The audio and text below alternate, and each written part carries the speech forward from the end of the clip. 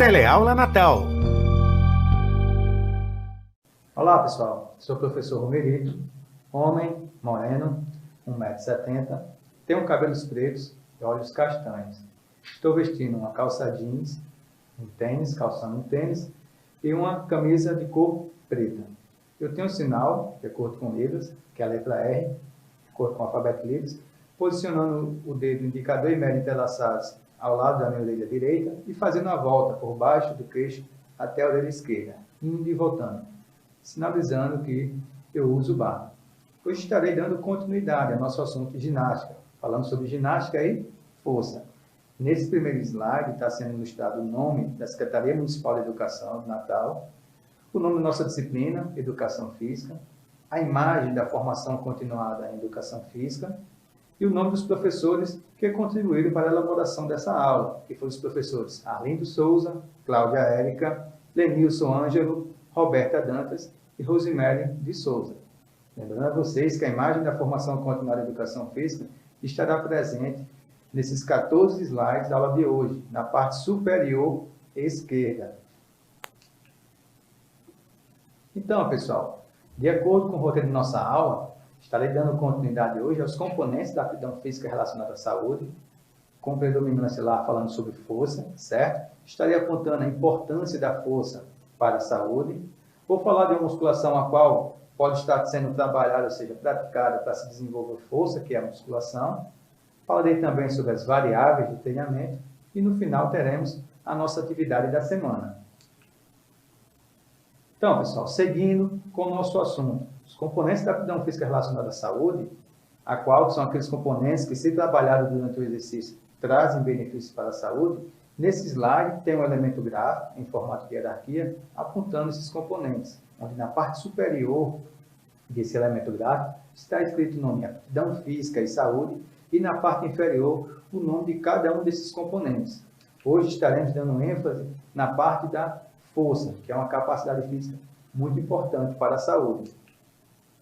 E o que seria a força, né? A força é uma capacidade física de se exercer uma tensão contra uma resistência sob a ação dos músculos. Ou seja, é aquele tipo de capacidade física que vai fazer com que o indivíduo ele possa deslocar algum objeto de um local para outro ou retirar esse objeto do solo. Nesse slide está sendo mostrada uma imagem do lado esquerdo de um homem, certo? Onde ele segura uma barra de ferro e nessa barra de ferro está fixada várias anilhas com peso. E ele tem uma expressão facial que está fazendo força, ou seja, está exercendo aí um movimento onde está gerando força através dos músculos, deslocando esse peso do chão. Se estamos falando de força, músculo, é importante a gente entender a nossa fisiologia, certo? O nosso corpo, pessoal, tem diferentes tipos de músculo, 3 principalmente. O primeiro deles a gente chama de músculo cardíaco, que é encontrado lá no coração. Tem um músculo também chamado tipo liso, que a gente encontra nos órgãos internos, em vasos, artérias. E tem o tipo de músculo que a gente chama de músculo esquelético.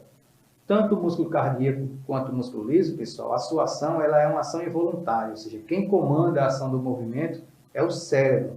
No entanto, a musculatura esquelética, que é aquela que recobre o esqueleto, ela tem uma ação diferente. A gente chama de ação voluntária, porque ela depende da vontade do indivíduo. Nesse slide, está sendo mostrado 2 tipos de contração muscular. A primeira delas é o que a gente chama de contração isométrica, ou seja, é aquele tipo de contração que o músculo ele gera a força, porém com sua angulação constante, ou seja, paradinha ali. O indivíduo ele faz uma força com o músculo, porém não existe mudança nessa angulação de movimento. Isso é o que a gente chama de contração isométrica.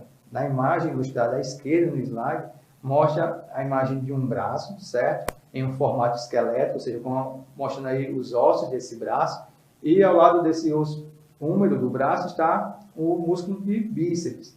Na mão, uma bola, que é simbolizada pelo peso, e mostra aí que esse bíceps ele está em uma contração isométrica, para permanecer com essa angulação parada segurando essa bola. Já ao lado direito, também uma outra imagem de um braço em formato com os seus ossos, certo? Porém, existe um movimento. Na mão, o indivíduo segura um peso e faz um movimento de subir e descer. Esse tipo de contração é o que a gente chama de contração dinâmica, porque há alteração na angulação, ou seja, existe um movimento de contração, existe um movimento de relaxamento. Esse movimento de contração a gente chama de movimento concêntrico, ou seja, uma fase concêntrica. Esse momento de relaxamento, na qual o peso desce, a gente chama de fase excêntrica. É bem simples a diferença de um tipo de contração para outro. A dinâmica existe a mudança da angulação, ou seja, o ângulo ele muda constantemente, enquanto a isométrica, o ângulo permanece o mesmo, mas ambas geram força. Sabendo já do que é força, que é uma capacidade física importantíssima, nesse slide está sendo apontado aí os benefícios para a saúde, ou seja, os benefícios da força para a saúde de adolescentes, como, por exemplo, aumento dos níveis da capacidade de força, melhoria do bem-estar psicossocial, aumento do desempenho nos esportes e diminuição da gordura corporal. Esses são alguns dos benefícios da força para a saúde de adolescentes. Nesse slide, do lado esquerdo, está sendo mostrada a imagem de um garoto segurando um peso, ou seja, exercendo uma força durante a prática de um exercício. Como, por exemplo, a gente sabe que o treinamento de força, o seu nome científico, a gente chama de treinamento resistido, né? E vamos ter que treinar elevando o peso, vencendo essa resistência. Esse treinamento resistido, ele pode ser encontrado ou pode ser praticado em diferentes tipos de modalidades, como cross-training, como o treinamento funcional e com a musculação. Nesse slide está sendo mostrado exatamente um elemento gráfico, onde o elemento superior está escrito o nome treinamento resistido e abaixo dele 3 setas, apontando as diferentes modalidades que podem estar trabalhando a capacidade física de força.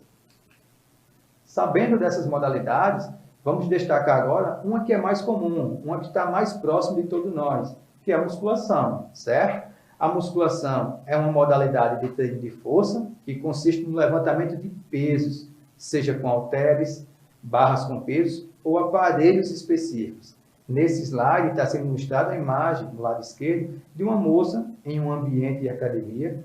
Vale ressaltar que as imagens que virão mais à frente, todas são em ambiente de academia, e foram imagens retiradas antes da pandemia, por isso que veremos algumas pessoas sem utilização de máscara. É importante destacar isso aí, certo? Então, nessa imagem, a moça está praticando um exercício em uma máquina, certo? É chamado puxador, certo? Que está trabalhando aí a musculatura de costas. Além do ambiente em academia, podemos trabalhar também a força em casa, principalmente para aqueles indivíduos que trabalham em uma intensidade leve ou moderada. É importante ressaltar, pessoal, que treinar em casa faz bem, faz, mas acima de tudo deve-se ter cuidado. Pode-se utilizar materiais alternativos. É uma ótima estratégia para treinar força em casa. No entanto, é importante sempre estar ouvindo a orientação de um profissional. Nesse slide está sendo ilustrado aí uma imagem com diferentes materiais que encontramos em casa, como cadeira, garrafas PET, corda e vassoura. E esses materiais podem ser utilizados com exercício que desenvolva a capacidade física de força. Além desses materiais citados, pessoal, existe também uma outra forma de estar trabalhando o treinamento de força em casa. A gente pode confeccionar alguns materiais, ou seja, nesse slide está sendo aí ilustrado uma imagem de as chamadas marombas, né? O indivíduo pega algumas garrafas PET, faz o corte no seu fundo e preenche essas garrafas, esses fundos da garrafa com cimento e coloca uma barra entre eles. Pode estar aí utilizando como um exemplo de treinamento de força, treinamento resistido para desenvolver força em casa. Isso aí também é uma ótima dica para aquelas pessoas que não têm acesso à academia nesse momento de pandemia.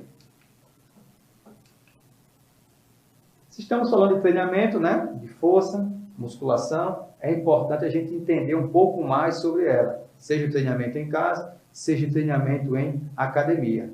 A partir daí, pessoal, vamos estar destacando as variáveis de treinamento, ou seja, aquelas situações que estão inerentes a um treinamento de força, a um treinamento resistido na musculação.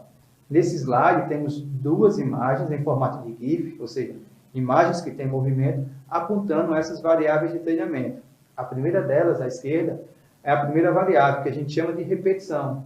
A repetição, pessoal, é um conjunto de movimentos com duas fases. Uma fase concêntrica ou uma fase excêntrica, certo? Tem um movimento de contração e um movimento de relaxamento.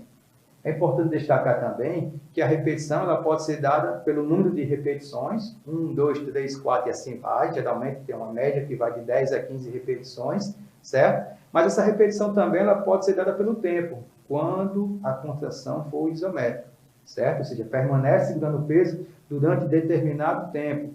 Geralmente o professor indica essa quantidade de tempo. Então essa aí é uma primeira variável. A segunda variável que a gente destaca é a série, que está aí ilustrada do lado direito do nosso slide.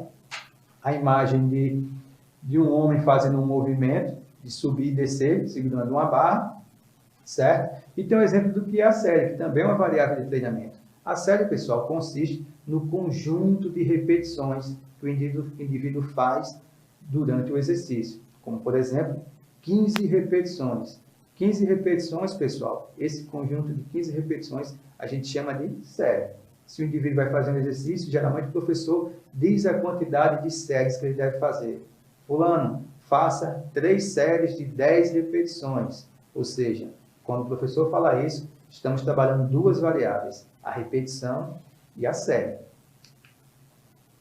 Seguindo com as variáveis de treinamento, também podemos citar primeiro nesse slide, a que está localizada do lado esquerdo, que a gente chama de carga. Essa variável é expressa em quilos. A carga, pessoal, é o quilo, ou seja, é o peso que a gente levanta. Seja em um halter, seja em uma anilha, seja o que a gente esteja levantando em uma máquina, certo? Tudo que tiver peso em quilos é o que a gente chama de carga. É importante ressaltar que muitas pessoas não gostam de estar controlando sua carga. Muitas vezes nem sabem, às vezes, o nome do peso, se é um halter, se é uma anilha. Mas é uma variável muito importante. Controlar a carga, pessoal, é fundamental para a sua evolução. Ou seja, nessa imagem do lado esquerdo, um homem está em um ambiente de academia fazendo um exercício chamado supino inclinado com halteres. Ele segura 2 halteres com uma determinada carga. Se ele quiser evoluir na sua adaptação, ele tem que saber a partir de qual momento ele vai aumentar essa carga. Ok? Um outro exemplo é outra variável que a gente chama de intervalo, que está localizada à direita do nosso slide, que é a imagem de um relógio, simbolizando que o intervalo ele é também uma variável de treinamento. Existe aí um intervalo universal, que muitas pessoas que praticam musculação fazem, né? É aquele 1 minuto. Mas, professor, será que 1 minuto é igual para todo mundo? Calma, pessoal. Depende do tipo de treino. Depende também do perfil da pessoa. Geralmente, quando é um iniciante, com cargas mais leves, esse intervalo pode ser menor. Um indivíduo avançado, com muita experiência, com cargas mais pesadas, geralmente esse intervalo pode ser maior. Vai depender do perfil da pessoa. Mais 2 exemplos de variáveis de treinamento. A primeira delas, localizada à esquerda do nosso slide, que é a velocidade de execução. A imagem a qual o homem segura 2 halteres e faz um movimento de contração dos músculos do bíceps. Contração e relaxamento, ou seja, flexão desse cotovelo.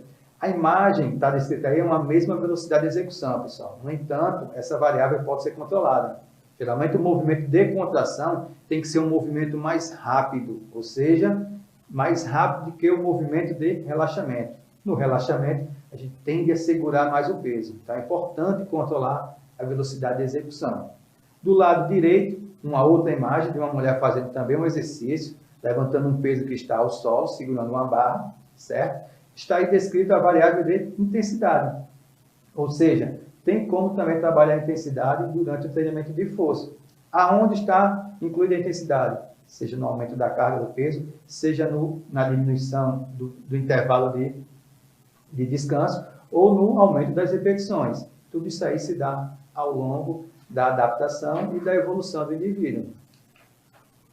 Por fim, pessoal, a última variável de treinamento é o que a gente chama de volume, é o conjunto de todas essas variáveis: série, carga, repetições, velocidade de execução, intensidade e intervalo. Nesse slide está sendo mostrada aí uma imagem, certo?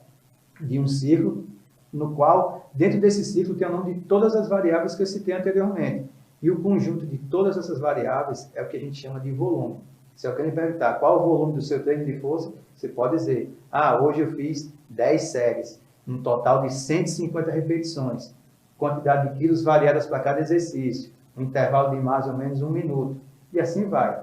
Esse é um exemplo do que é uma variável volume.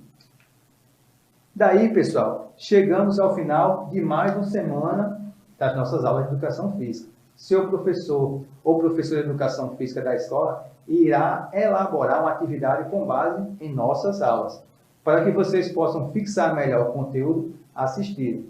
Um grande abraço e um bom final de semana a todos.